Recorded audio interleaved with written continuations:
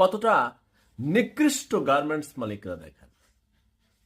যে এই কাতারে পরেন, আপনি পোশাক পরেন, ঈদের আনন্দ করেন, অথচ যে পোশাক তৈরি করে সে বেতন পায় না, বোনাস পায় না, নিকৃষ্ট মালিকদের কারণে।